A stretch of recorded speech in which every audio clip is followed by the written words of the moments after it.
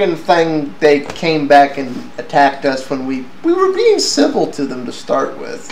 You know, I made the offhanded comment that Hotmail runs Linux. Because it does.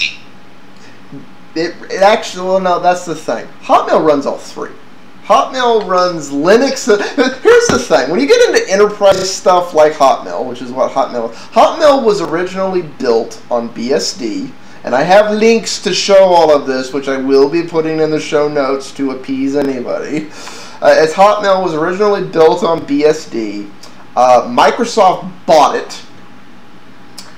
They tried, I think we're going on 5 times now, to fully switch it over to Windows servers. Every time Microsoft has tried to switch it over, they have claimed 100% success. And then we find out that not quite 100% success.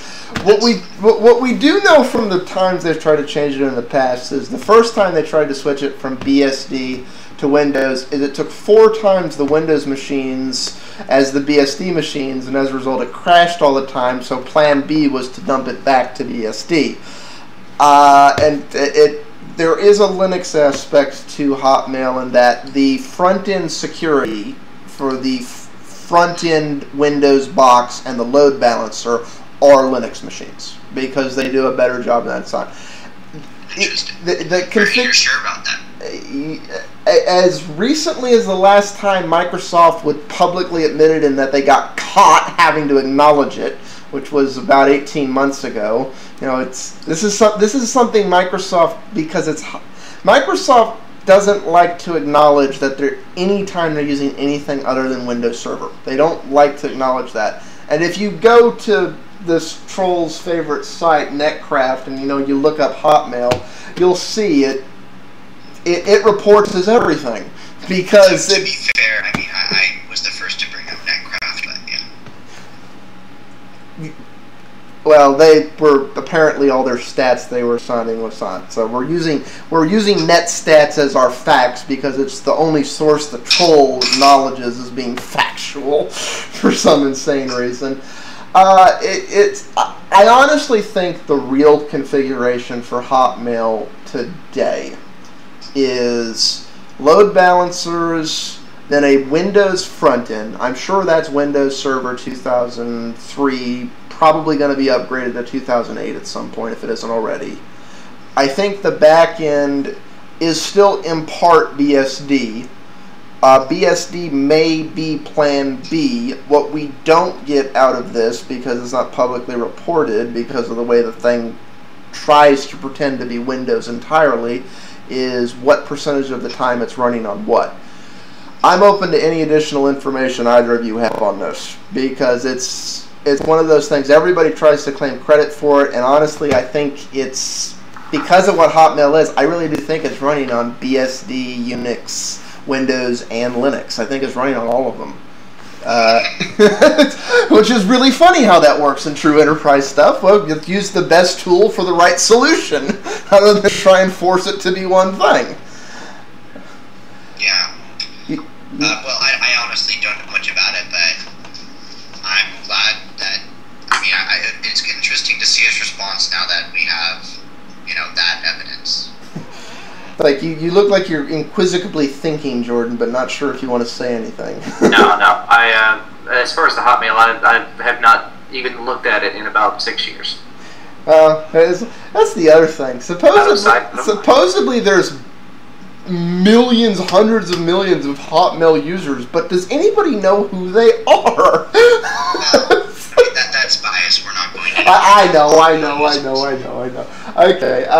Okay. Server uptime was their other big thing they complained about. And this is where they started to really become trolling. It's like, what was it? By the way, if you check longest uptimes, say dominating the results, but you didn't bring that up. Well, you brought that up. Apparently everybody's going to hate us because we're, is this where they called us lintards? No. And there was a clear argument on this. James, you explained this before. Do you want to explain it again? No, it's right here. He said, no, he didn't call us lintards. Oh yes, we're lintards. Yes. Yeah, he said that that Windows Server dominates the results of longest uptimes. And I replied that, you know, if you actually look on the Netcraft site, they do not track Linux uptimes or BSD uptimes. I didn't actually say BSD uptimes. I think I said Linux uptimes. Well, now, here's the thing. They do track BSD, but the majority of BSD systems that are out there are not BSD. They're FreeBSD, which is different.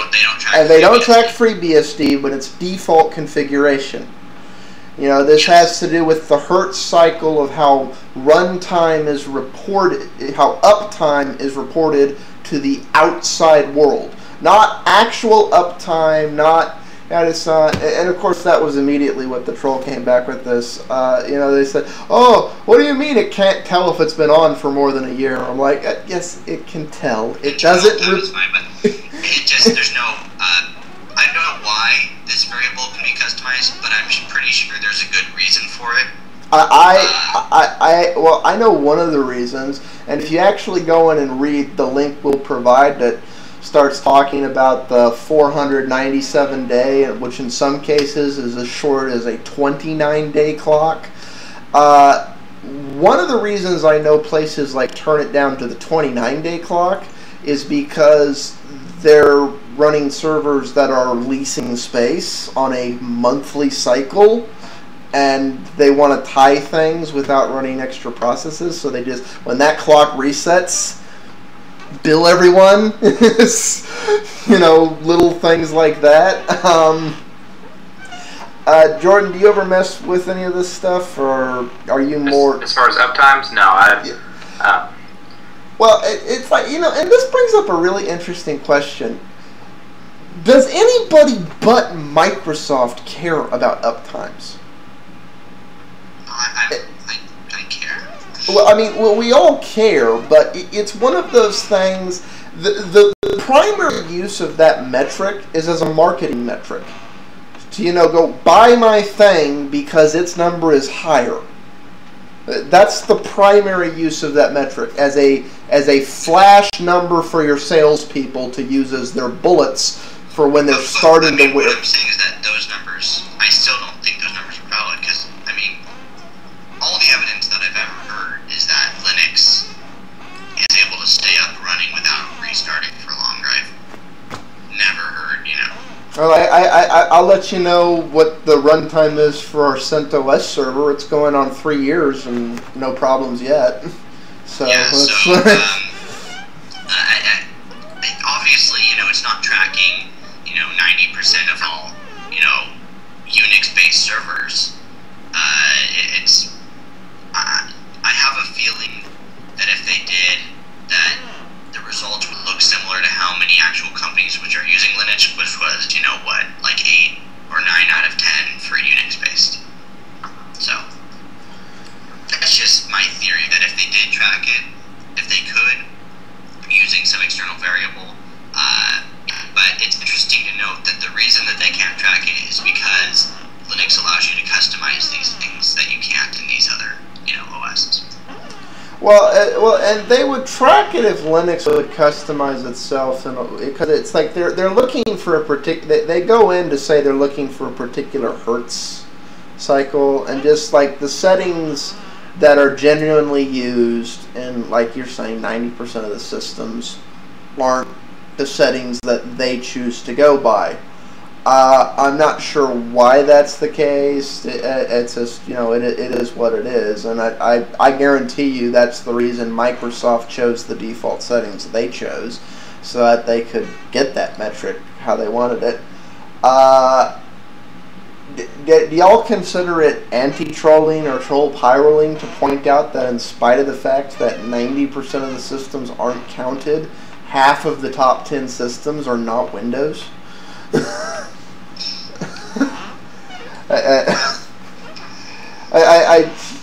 it's one of those just weird. Since I still don't think that, for my personal uses, the statistics, this whole graph is kind of useless to me. Okay, But yeah. let's move off of that and move into more relevant stuff. Getting down to the next section here. Can y'all see what I'm highlighting? Mm-hmm. Like about a third down. Yes, that's the standard Linux draw. Yeah, Jordan, any thoughts on that? Read it really quick.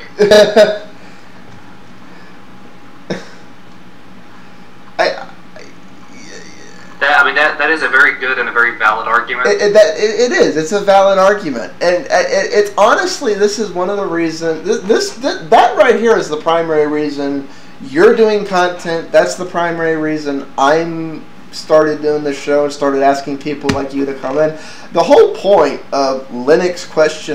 And most of what Jordan does over on This Week of Linux is conveying information so that the average end user doesn't have to deal with the 200 plus distros and get confused. This is good. Better place to do it than a place with 100 million people the last time I read about it. Yeah, it's like I like this because it does this. You may disagree, you may not like it, you may be looking for something else, yada yada yada yada. I do think that's the best way to. The answer I always get out of Linux trolls and people who just think what's wrong with Linux is that there's more than one Linux. Is Linux would make it if it didn't let people choose for themselves. If it just said this is the one way and this is the one way it's going to be and everybody else gets screwed. And that'll never fly in Linux. That's the non-open source way to do it, but that's never going to fly in Linux. And personally, I think that ability to choose what makes sense to you, even if it isn't what makes sense to me, is part of what makes that a very compelling platform. But it is a valid argument to talk about the 200 plus distros and know which one works and which one doesn't and yada yada yada yada. I honestly think if we really sat down to it, we could probably narrow it down to less than 10 distros that honestly belong in the true end user friendly category. Because if we're just choosing desktops, we could probably, if we take away derivatives, like if we make Ubuntu and Ubuntu one thing, we could probably narrow it down to less. Yeah, and honestly, that's how that list would very quickly whittle down. It's like you'd wind up with the Ubuntu root, and then these. If you don't think Ubuntu's quite right for you, here are all the Ubuntu spinoffs. But that's one. See that most Ubuntu spinoffs wouldn't be counted, with the exception of a few. I would count Mint as a separate one. Yeah. But for the most part, they're close enough that it really doesn't prove itself to be a different distro. Yeah, I think going forward in about I don't know where you stand on this, Jordan. I think going forward about 3 years from now, you're gonna, in the same way you have Ubuntu and then all the Ubuntu spinoffs that are just Ubuntu remixed for different users' out of the box desires. I'm going to argue you're going to have a bunch of what I would consider end-user ready distros that are going to be based off of the Unity tree. Not Unity like Ubuntu's going, the Unity core, because that's the whole point of the Unity project, to create a good base that you can build forked off distros like that for. I don't think they're quite ready for that yet, but they're getting exponentially closer every day. But yeah, it's I mean, you do really only have a small amount of distros that are really, super viable, and most of them are very similar. Yeah. For this, I mean, they're different in their philosophies, but how you use them, it doesn't take much learning to switch between them. No, they largely whittle down to, are they KDE GNOME or one of the alternative desktop environments, and they're generally organized off of that logic. But speaking out of the blue, you hear that Mint has enough money to pay 2 developers they should do that then. They could get a lot of work done. They did. They have one more developers on the main blog, which I think is pretty cool since they're totally only donation based. They don't get any kind of sponsorship. They're actually paying, two people, which is one is Clem and another one's some other guy who's getting paid full time to work on the distro. Well, and see, Jordan, did you have anything else to contribute to like what you would consider to be like the very short list of key user-friendly? I think you hit on it pretty well there. There's hundreds of distros out there, but at the end of the day, the first ones that a lot of people are going to get hit with are the category ones. It's going to be Ubuntu-based, Fedora-based, maybe Arch-based, maybe a couple of others. I'm sure I'm leaving out like SUSE and Slackware and whatever else. You're going to hit the base ones. I'm going to get a lot of flack for this, but I would not put SUSE in the end user one. I would put SUSE. I'm just saying that's the ones people are going to run spec dev into first out of the box. That's the ones that people are going to see when they look for Linux. So, but I need to quantify that though. SUSE is a great distro, but it's a power user distro, not a novice end user distro.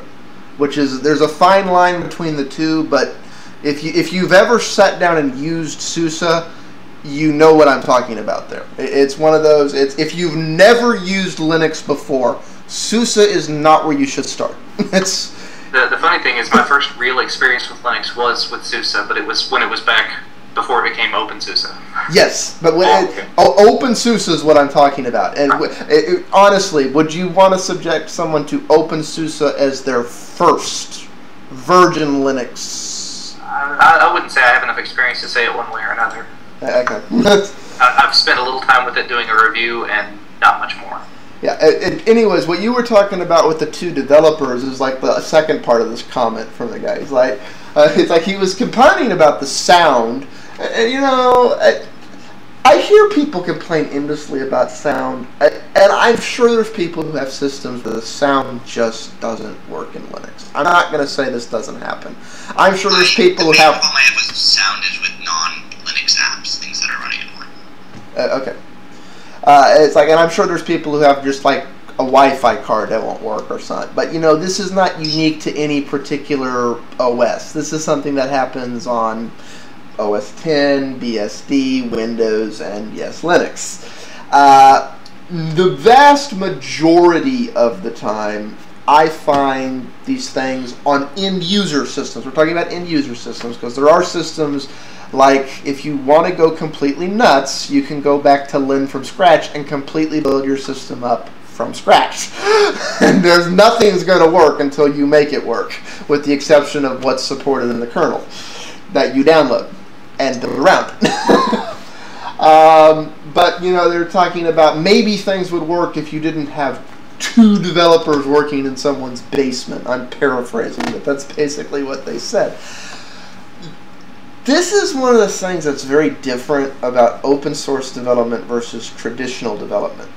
In open source development, you really don't need more than a core team of a few full-time developers, upwards of 10 to 20, depending on the size and scale of the project.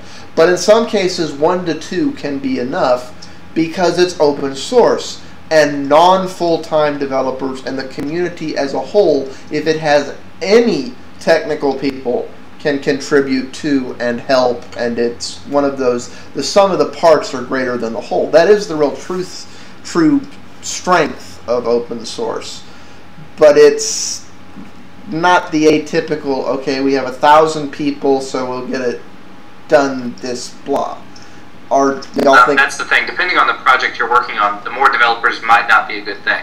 In some cases, it can slow the whole thing down, to be quite honest. Because you've got too many checks and balances, too many cooks in the kitchen. Yeah. And honestly, this is one of the reasons I love open source, because generally in open source, you see some solutions that would never come out of traditional development because of that model. Because there's no checks and balances. There's basically the few full-time developers, some of which are paid, some of which are working purely as volunteers depending on the project, some of which are working in lieu of hopefully receiving money someday down the road to reimburse them for their sweat equity. But their basic job is to oversee the project and be a moderator and make sure tab A does eventually fit into slot B, using the resources of the thing as a whole. And as a result, they don't really care about the shape of tab A or slot B, just that they wind up existing and get coupled together. And I think that's a good thing in the long run. Also, sometimes in the short run, like Jordan was saying. Okay, I don't know where to start with this next one. Y'all feel I interrupt y'all a lot? I mean, we have the sound system from hell here. Half the time we can't hear each other. Yeah, it cuts out a lot on there, so it's hard to even tell. Just latency. Yeah, you know, I'm honestly surprised at any point that we are able to carry on a coherent conversation. I really am. Because between Skype problems, audio problems, lag, latency, and everything else, it's a miracle that we're all on the same train of thought 90% of the time. It really is.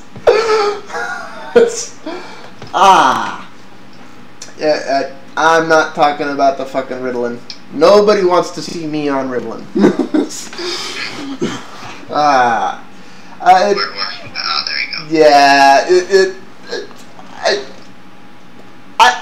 I personally think the FUD versus FOSS is overkill. However, he does have a semi-valid point there.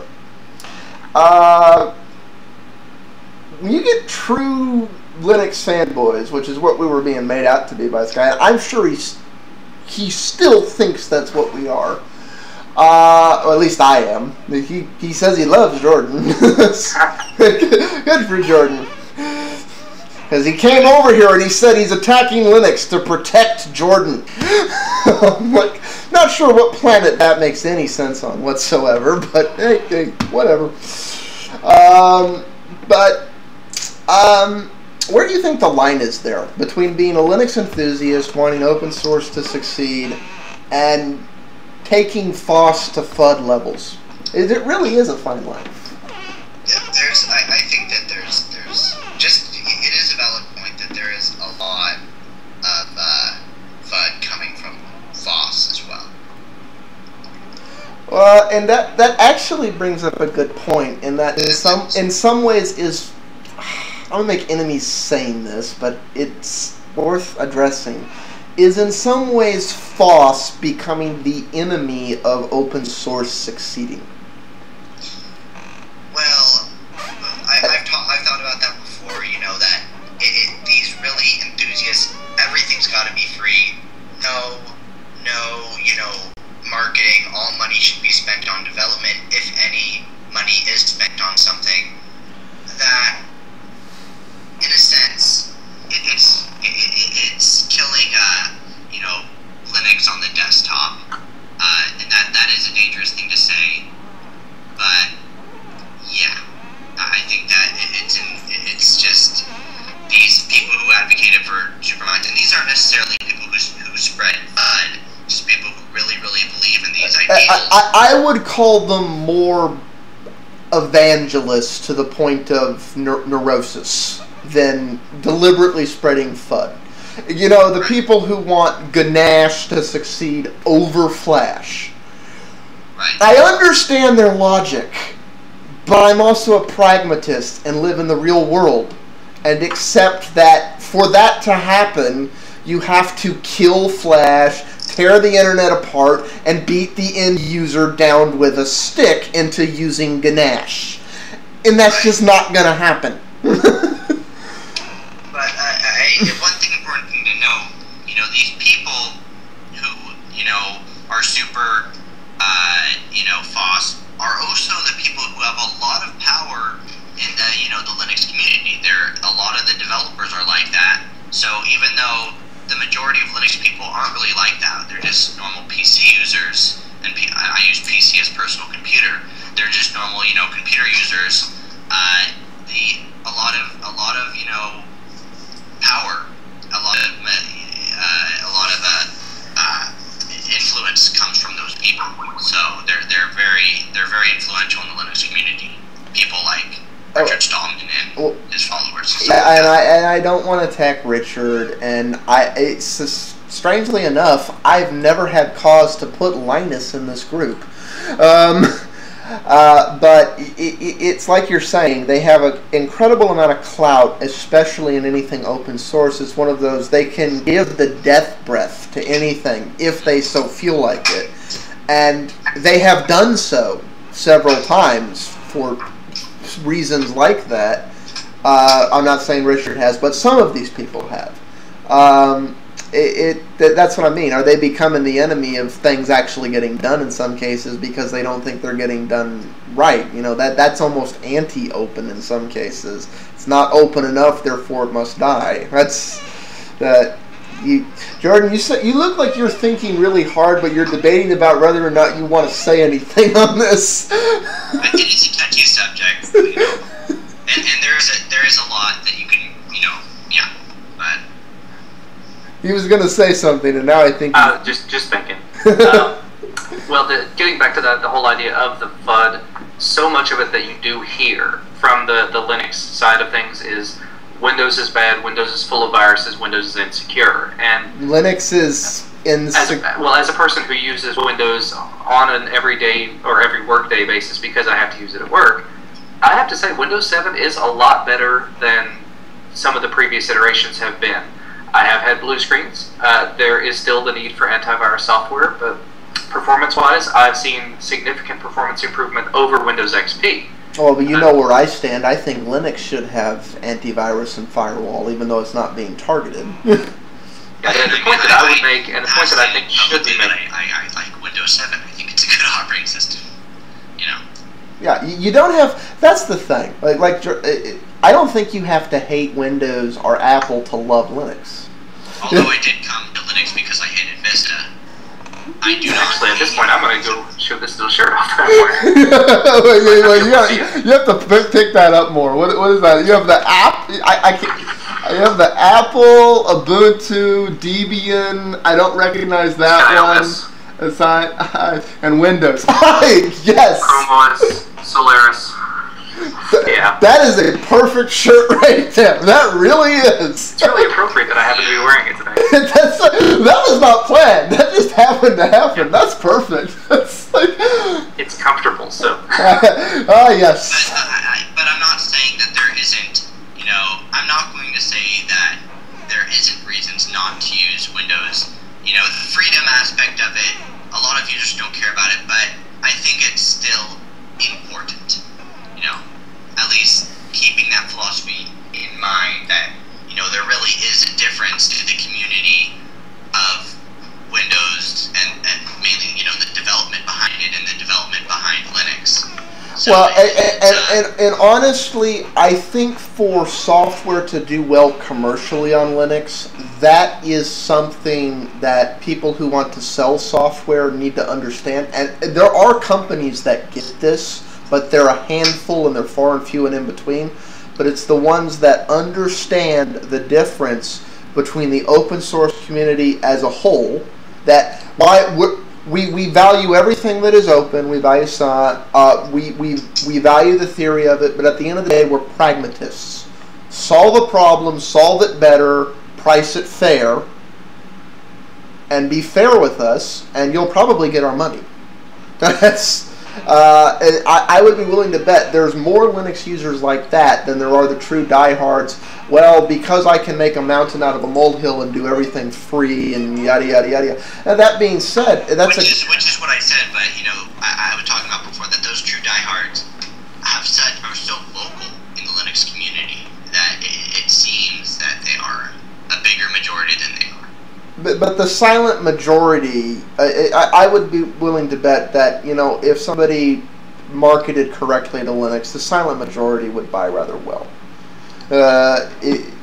Especially, and to be honest, I can think of a software right off the bat that does well. It sells well on Linux. Software that are doing things like dealing with SEO. Things that change, they change every day, let alone every month and every year. So basically what you're paying for there, why the software is proprietary, you're paying for them to update it. for them to update the tactics, to update the information, to update the resources that you're tying into and everything else. And things like that are a genuine provided service will sell well regardless. Things that are not like that, they have to really be true innovation, not just reproducing something. So, okay, do we want to say anything about YouTube running on Linux? I'm not sure if we want to. You know, the real thing on there is the confusion between what's the difference between a desktop and a server Linux OS, and that the reality is you can turn either into the other with enough effort. Which is, you know, well, yeah, I did comment that. But yes, YouTube does run on Linux, and it does, you know, Google does run something called Ubuntu, which is their hacked up version of Ubuntu. That's, you know, so if anyone wants to look that up. Yeah. If there's anything else I'm not sure. I mean, there's plenty of other stuff to go in here, but below here is where the guy just started to kind of started to lose it. You know, it started talking about it. I feel that, okay, this isn't to y'all. This is to the people watching the videos. I know I don't shave sometimes because I don't feel like it. It's not. It amazes me how many people obsess on that crap. You know, obsess on that and start just going time. I don't know. That's just, and it's amazing. Whenever somebody, like, anytime, I don't know what your experience in this, Jordan, is. Like, you ever, like, start to have a civil discussion with somebody, and before you know it, they start devolving it into either attacking, or just, they either attack your family, or your son, or, it's like, these are like the things. They either attack family, home, way you dress, way you look, or sexual orientation. That's like the 5 things anybody goes immediately to. And what the hell does that have to do with anything? I can never figure out. I've actually been pretty lucky with that. Usually it either starts there and then I just block the account, because honestly, if a person is going to treat me that way, I don't want them around. So no offense to anybody, but, you know, if you're going to be a jerk, I'm just going to hit the block button. Pretty positive. Say that again, James? I said most of the comments I hear about Jordan's beard is positive. Yeah, well, see, Jordan keeps his groomed. Me, on the other hand, I just let mine grow till I can't stand it anymore, and then I just hack it off. Yeah. Which is, yeah, you're like a true nerd should. You know, boy, I really do get that whole frickin' like hippy-dippy beard going, don't I, when I let it out? I don't mean to, it just grows that way for some reason. Okay, I think we're about where we want to leave this, unless there's anything else we want to say on anything for this week. Alright. Yeah, and James is being evicted from the library. Peace out, all.